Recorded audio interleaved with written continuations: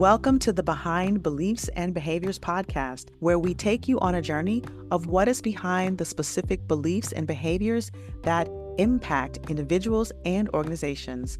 With our guests, we get to the root cause of what stands in the way of everything from health, wealth, and relationships to leadership, community transformation, and societal progress.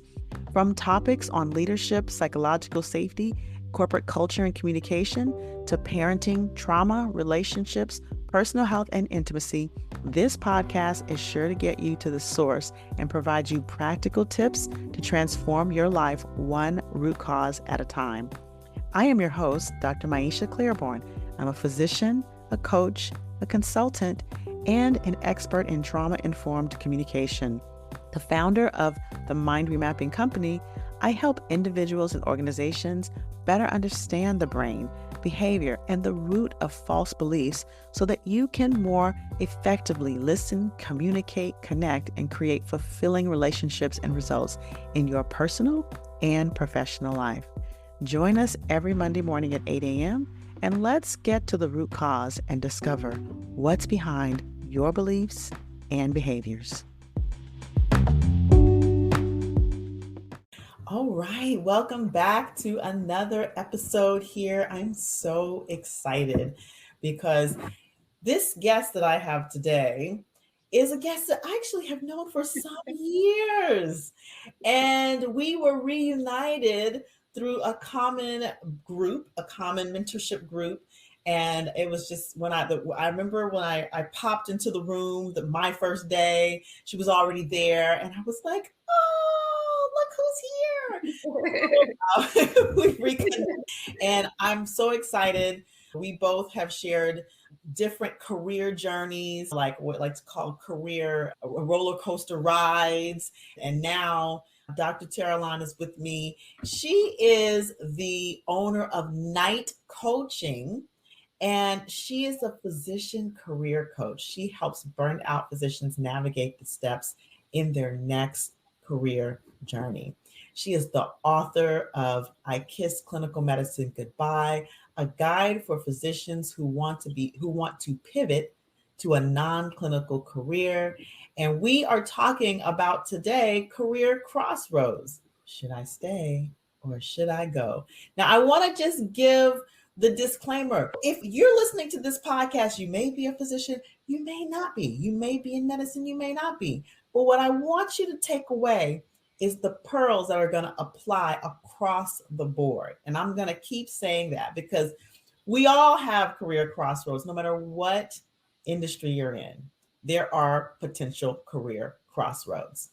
And so the question is, what do you need to do if you want to transition?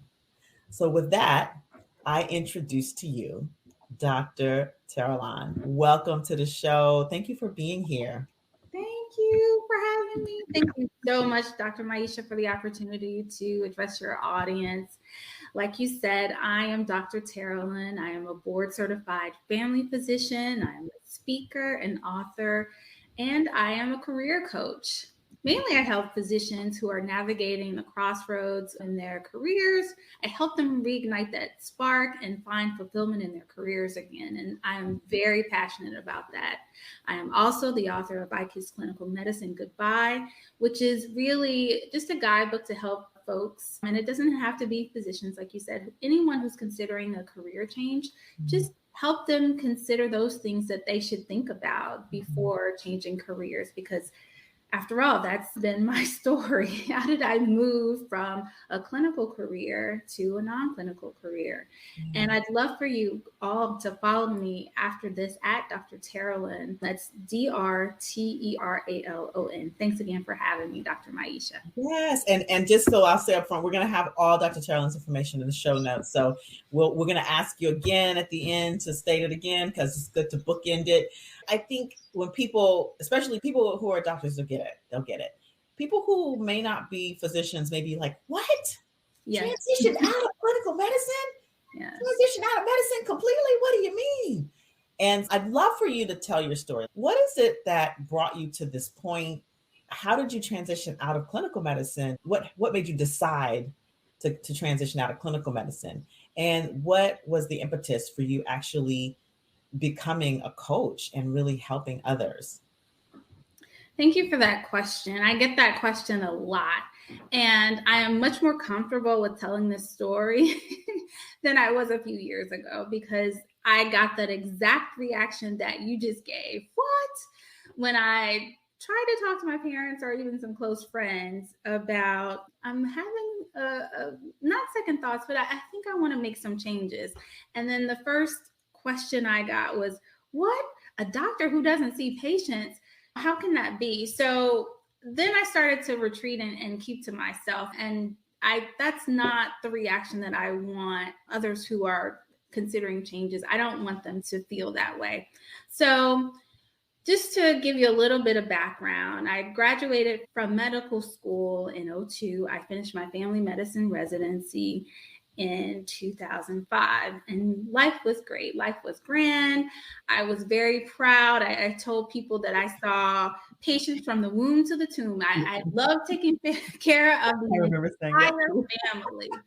I'm from a small town, and so my idea of family medicine was that of growing up in a small town where I would take care of mom, baby, grandmother, and everyone in between. Mm-hmm. Life, as you've often heard, if you want to make God laugh, tell him your plans. I ended up in an urban area. I ended up working in the heart of Washington, D.C., in one of its neediest areas. And so family medicine didn't look the same way as when I grew up in the South. And it also didn't look the same way that it did where I trained. And I trained in Texas. Mm-hmm. So there were a lot of socioeconomic factors that played into it. Now, I enjoyed it, but I got burned out very quickly. And that's not to say that I didn't love my work, that I didn't love the people. The lifestyle was just not something that I could keep up. Yeah. So burnout set in after several years, because it wasn't just medicine. It was taking care of trying to help people figure out how to keep their lights on so that they could keep their medicine. How do we get people food subsidies so that they could support healthy habits, which was also a part of their health? How can we help the father find a job, or just all kinds of things that went into family medicine that I wasn't necessarily trained, but went into my work. Right. Again, burnout, which wasn't a popular term then, set in. I didn't know what it was. I just knew that I needed a change. I did know, however, that I wanted to still use my medical degree, and I wanted to still make an impact in healthcare. The other thing that also burned me out was the amount of administrative work that came with, and as EHR, electronic health records, became a big part of our lives back then, and meeting certain criteria that were mandated by the government. So that also became a big burden. And so at that point, I thought maybe I should think about becoming part of the system that makes decisions. And so I started to figure out, okay, there must be doctors on the other side making these decisions. How can I be a part of that? I just didn't know how can I move, because I didn't know anyone. And also, the minute I talked to someone about actually not seeing patients, actually anything other than what they knew to be traditional medicine or a traditional role as a doctor, then that's what I would get, the shock, the awe, and also just a little bit of shame. And so that is how, so I started to search, and believe it or not, I started with a Google search. Yeah. And then I found there were a few positions out there that actually called for what we know now as medical directors, but basically were consultants. There were companies that were looking for physicians who needed all types of work that were, whether it was insurance companies to help make policies, whether there were actually technology companies that wanted consultants on devices that they were working on, but they needed people with medical expertise. So there was a whole world out there, and all I needed to do was look. Yeah. And I took the leap. Yeah. And so to wrap it up, I know I'm getting a little long. Just to wrap it up, I took the leap and then found out I liked it. I liked it because I was using my brain. I felt like I was still making an impact on healthcare. Even though I wasn't touching the patient directly, I was helping folks refine systems that did touch patients, that were improving healthcare. And so that was very fulfilling. And I thought, as I was doing this work, more people should know about this. This shouldn't be as hard. More people, and especially as a woman who was just starting out with a family and small children, I knew a lot of women who wanted more time at home, and I found more family friendly positions in medicine. And so that is how I became a career coach. That is awesome. I love your story because, and I was taking some notes because there were so many good pearls that came up.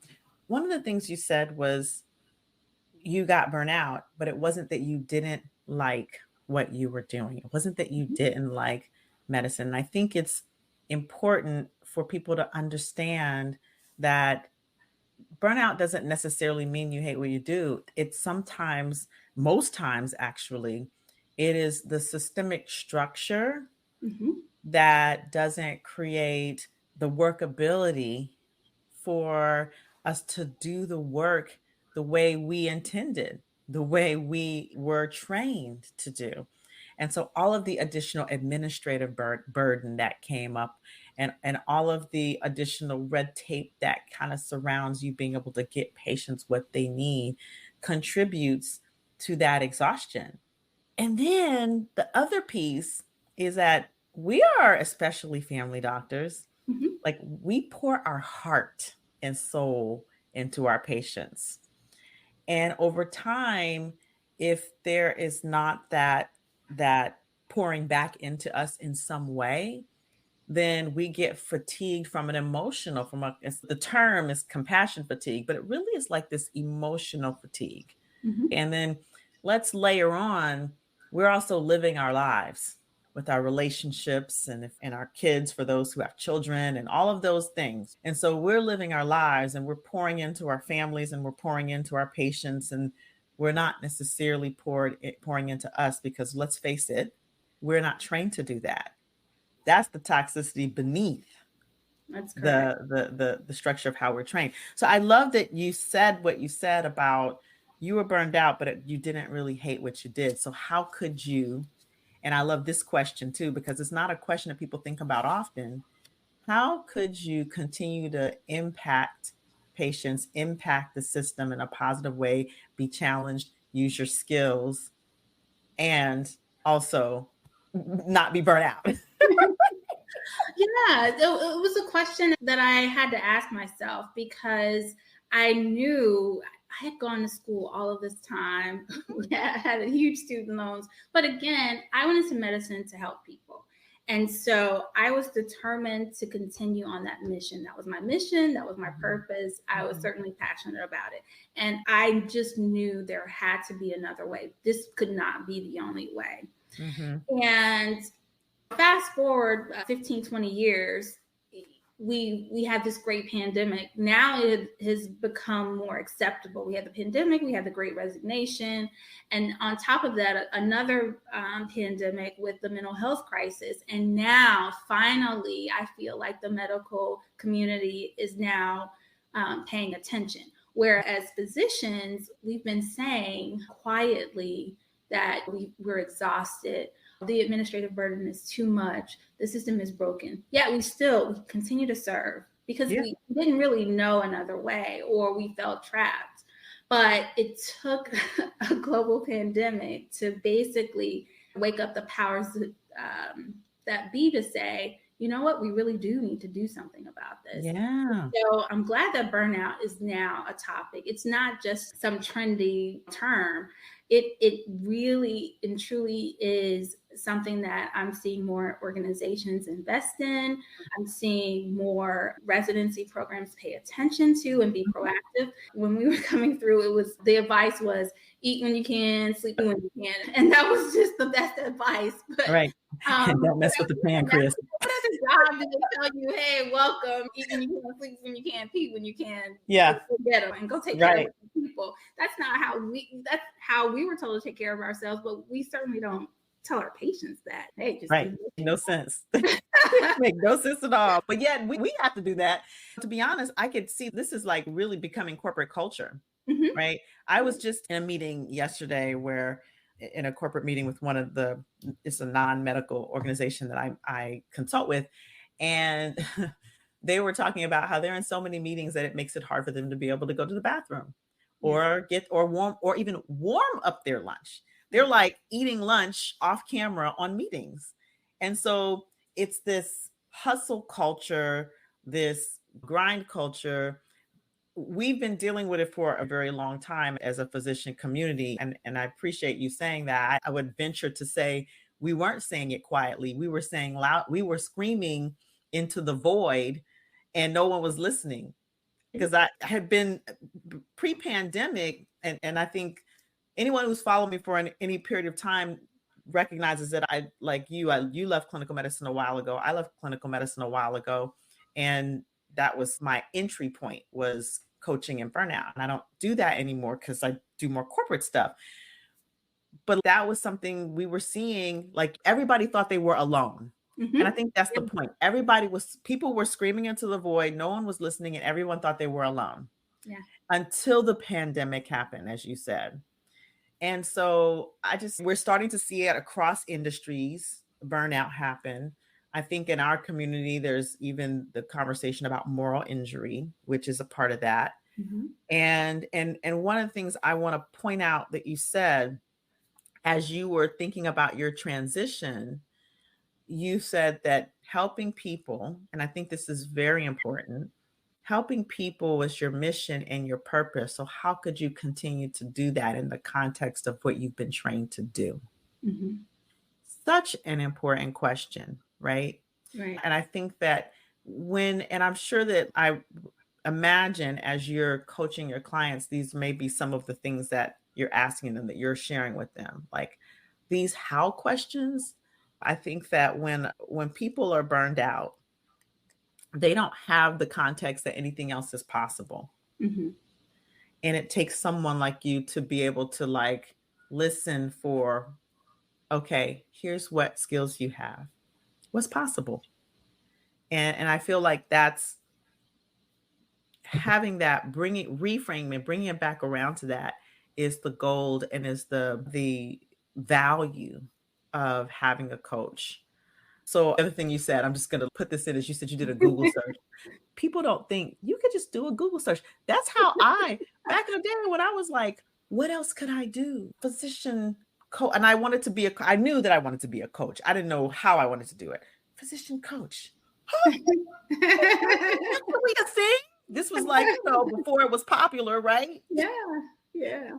And so, yeah, it's really great. I'd love to hear your thoughts about moral injury and how that plays into what's happening in the burnout community and how that is driving people out of the industry. Yeah, so it's interesting. The one thing I like to do when I'm coaching someone is to figure out, is it just, first of all, what's going on all around you? What are the factors that are feeding in? Is it what's going on professionally and personally? And then if we are looking at your career, is it just the job or is it the career? And I like to separate those two, because if it's the job, and it may be just the environment. Is it a toxic environment? Because sometimes we have to get down and just drill down and figure out, are you in a supportive environment? Right? Because I have learned, and I've worked at a large company before, a couple of large organizations, and I have found that your leadership and that leadership shadow, it is a trickle down effect. If you have great leadership, then those teams will run very smoothly. It definitely mirrors the top. Mm-hmm. But you can have two different teams in the same organization and look totally different. And you can have one team that can be totally unhappy and another that can be just absolutely happy. And you'll see the difference in turnover. And I know that because I've experienced both personally. So your question about more, it's about moral injury, it's a very important factor when we're considering burnout, because a lot of times it's not necessarily like I was saying before, I like to think of it at the job level, and like you said, as an industry level. I'd like to look first, is it the job, but then like you said, could it be the medical industry as a whole? So I love that question. I consider it from all angles.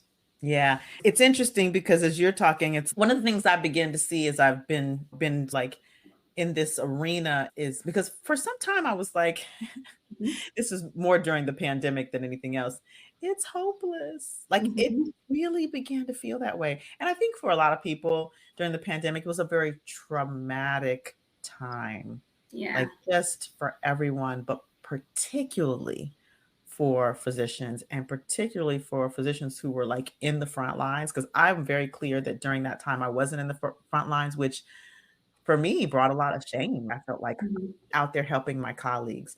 And then there was like the cognitive dissonance of I should be out there, but I'm a single mom with a young boy. So I should be out there, but I'm glad I'm not. Right. And there was like a lot of shame inside of that, right?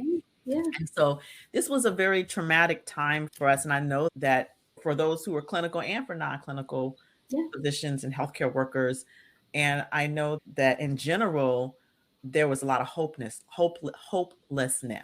right? Yeah. And then I want to talk a little bit about shame, because that word came up, and how the desire to step out, the actual stepping out, and like at times like the pandemic, for someone like us who were out of clinical medicine, being especially family doctors, because we are the ultimate frontline people, right? Like family docs, ER doc, like people who are like just we're in the trenches. And so how that impacts that shame of wanting to leave when you're a person who was, I'm going to say, bred to serve. Absolutely right. There was a bit of shame, but what pushed me over the edge as to choosing to transition to a non-clinical career, and I never stay out of medicine because I'm still in medicine. Absolutely. I had to remember my why. If I wasn't at my best, like you said, burnout is composed of emotional exhaustion. I was disassociated from my work. I wasn't fulfilled. I couldn't pour into my patients the way that I knew that I could. Then if I felt that way at work, it weighed heavily on me, and it also carried over into my personal life. So I couldn't be the best mother. I couldn't be the best sister, friend, any of that I could be. And I had to remember my why. And so in order to be the best person that I could be, and also to benefit my patients as a whole, I don't think that I could have served them. If I wasn't at my best, then I shouldn't be there at all. That was my position. They should have the best. And so once I ceased to be my best, then it was time for me to move on to something else. And so that is how I made the decision to just move on. Now, you mentioned during the pandemic, absolutely. Did I have shame, or was I feeling guilty? I feel like there was a little bit of survivor's guilt. Yes, we made it out in time. Because again, we had some of us, our caregivers were in that sandwich generation where we are not only caring for kids, but then we are also considering our parents, right? Our aging parents, right? So we have a lot of people depending on us. And while we felt for our colleagues who were still there in the trenches, we also knew who we had depending on us. Again, the need to be there for the people who were and continue on for the people who were depending on us outweighed that guilt of staying there again. So it speaks to values. What's like really assessing what is important to us. Like I love that you said, if I'm not at my best, I can't be my best for my patients. Like I can't be there. And that trickles over into I can't be the best mom. I can't be the best friend, the best daughter, the best partner, the best whatever. And so it speaks to values. And I think like when people are thinking about transition, all the things that you said, am I my best? Am I my best in this position? Am I doing my best work? am I being my most creative, my most productive, my most engaging? Like, am I inspiring? Am I empowering? Whatever those words are for you. And so that's that first question. And it's not just in your job, but in your life, because it's really not separate. It's a continuum. And everything you said, there's that piece. And then there's the piece of, like, when the culture is saying that we're supposed to be one way and give of ourselves. I used to tell clients, listen, God forbid if something were to happen to you that you needed to be out for an extended period of time. Let's be clear. Your organization will replace you. Yes. They will replace you. And docs would say, what about my patients? Trust me, they love you, but they will find another doctor. They will. That doesn't mean they don't love you, but they will find another doctor. And so getting rid of that guilt and really looking and settling into what's important at the core to you, and how will that impact your future? I think that's just very important what you speak to there. Yeah. I feel like we haven't really even touched the surface of all this conversation. We probably could use a part two. I do want to ask, I know that you work with physicians typically. Who's your ideal, inside of that, who is your ideal client? Who would self-identify as, I need Dr. Terralon as a coach? You're right. I best help physicians because that's been my journey. A physician who is at a crossroads, you're considering, not necessarily considering leaving, but you've lost that spark. You are not sure what your next step should be. You're feeling less than fulfilled in your current position. I'd love to help you out. Those are the people I'm most passionate about because I felt like I didn't have those resources when I was there. And I did, or at least I didn't know who I could go to without judgment.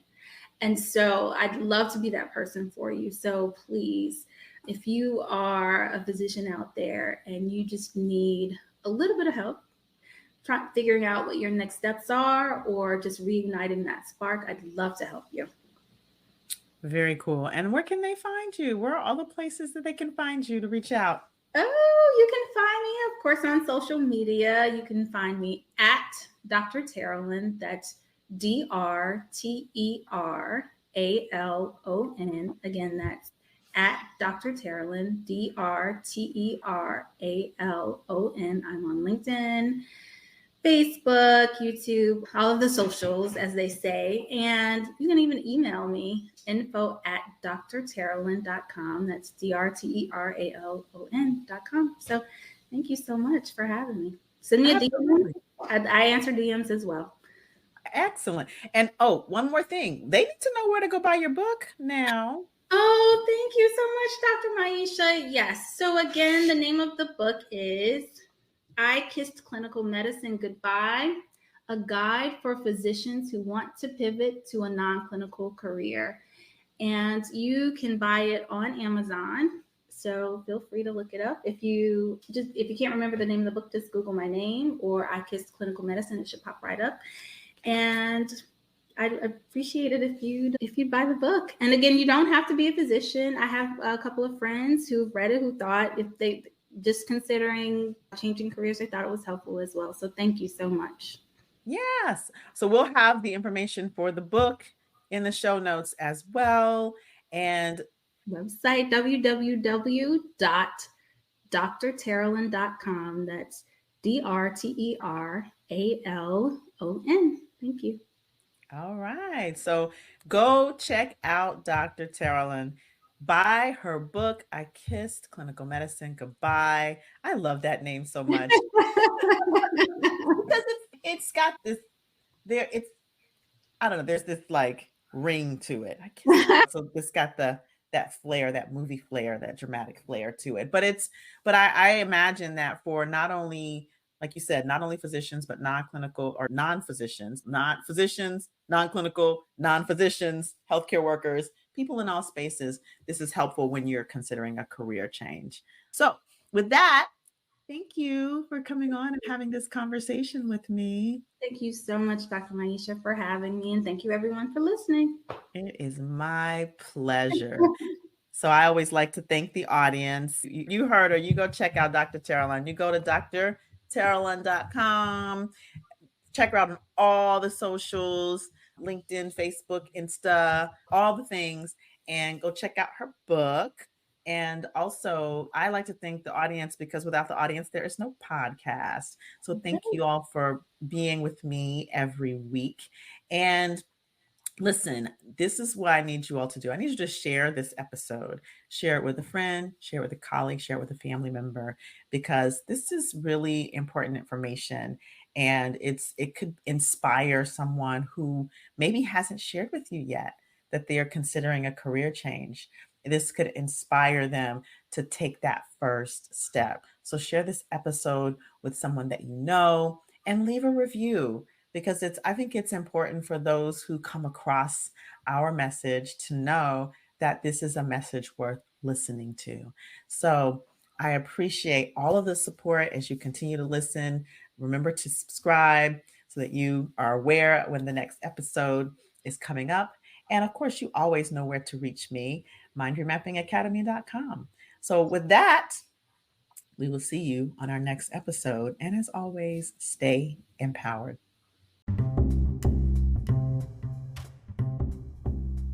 Thank you for listening to our podcast. We know that without the listeners, there is no podcast. We hope you enjoyed this episode. Please remember to subscribe so you do not miss when we drop our next episode. And share this podcast with a friend, a family member, and a colleague, at least one person in your life today. This episode was brought to you by the Mind Remapping Company, helping organizations create psychologically and emotionally safe cultures that make their employees and leaders feel seen, heard, respected, welcome, and valued, all while fostering a thriving, engaged, and healthy workforce for the organization. Is your organization in need of a speaker? I speak about topics like psychological and emotional safety, trauma-informed communication, and employee well-being. If this is aligned with your organizational inclusion, belonging, or leadership goals, contact me, Dr. Maisha, by going to www.mindremappingacademy.com. That's mindremappingacademy.com. Finally, we train leaders, but we also train coaches. If you're interested in becoming a trauma-informed coach, visit our website as well and check out our NLP coach trainings and certifications. We'll see you on the next episode. Until then, stay empowered.